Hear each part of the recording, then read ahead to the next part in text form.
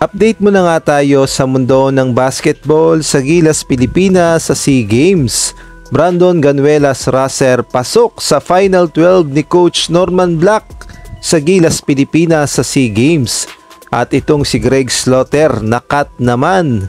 Samantalang si Motor Mike Phillips, future Barangay Ginebra player. Ngunit bago tayo magpatuloy, pakipindot naman ang like, subscribe at ang notification bell para updated ka sa susunod kong i-upload. Inilabas na nga ni Coach Norman Black ang kanyang official Final 12 lineup ng Gilas, Pilipinas na lalaban sa SEA Games sa Thailand. At ito nga ang mga players na nakapasok sa kanyang Final 12. At pasok nga sa listahan itong si Justin Brownlee, Bobby Ray Parks Jr., Matthew Wright, Remy Martin, Terdy Ravena, Angelo Kwame, Dave Ildefonso, Jason Brickman, Mike Phillips, kay Madi Ladi, at itong si BJ Pre. At ang kukumpleto sa Final 12 itong si Brandon Ganuelas Raser.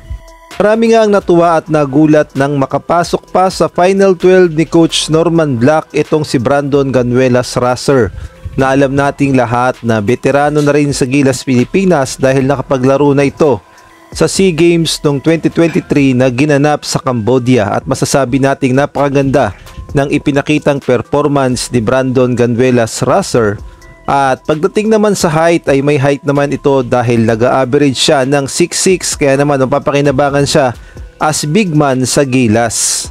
Samantalang marami din ang naghinayang nang hindi makapasok itong si Greg Slaughter sa lineup ni Coach Norman Black dahil sayang daw ang kanyang pagiging 7-footer. Ngunit alam naman natin na mas alam ni Coach Norman Black ang ikakabuti at sasakto sa kanyang lineup, kaya siguro nakat itong si Greg Slaughter. At hindi rin nakapasok itong si Jamie Malonzo na nauna nang sinabi ni Coach Norman Black na gusto niya sanang gamitin at paglaruin sa SEA Games, kaya nga lang ay hindi na rin niya nailagay sa kanyang lineup. Ang good news naman ng Thailand ay mukhang hindi na babaguhin ang kanilang policy o patakaran pagdating sa rules sa basketball, dahil ang kanilang ini-implement na rules sa basketball magpasa hanggang ngayon ay passport only rules, kaya naman yung lineup ni Coach Norman Black ay siguradong magagamit.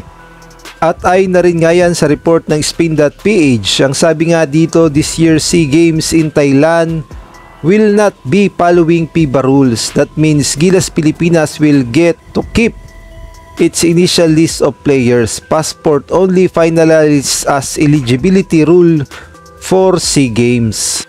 At kung kayo naman ang tatanungin, sa tingin nyo solid na ba ang lineup ni Coach Norman Black na Gilas Pilipinas na ilalaban sa SEA Games? Maaari kayo magbigay ng komento sa comment section.